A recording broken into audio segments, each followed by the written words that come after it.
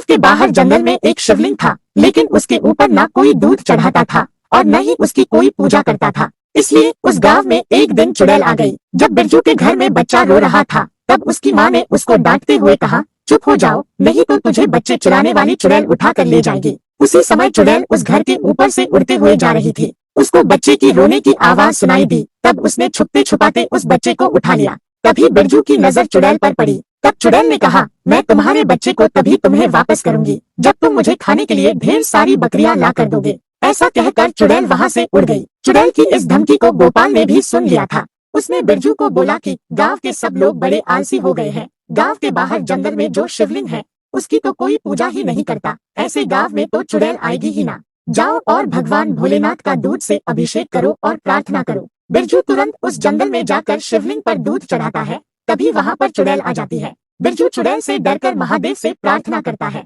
तभी शिवलिंग से बड़े बड़े नाग निकलते हैं और उस चुड़ैल की तरफ आने लगते हैं। तब बिरजू चुड़ैल को कहता है, तूने जो कहा था कि तुझे खाने के लिए बकरियां चाहिए, देख मैं तुझे खिलाने के लिए क्या लाया हूँ, अब लौटा दे मेरा बच्चा। चुड़ैल नागों को देखकर डर जाती है। तभी वो नाग मिलकर उसे जकड़ लेते हैं और एक नाग चुड़ैल को डंस लेता है, जिससे चुड़ैल मर जाती है और बिरजू को उसका बच्चा वापस मिल जाता है।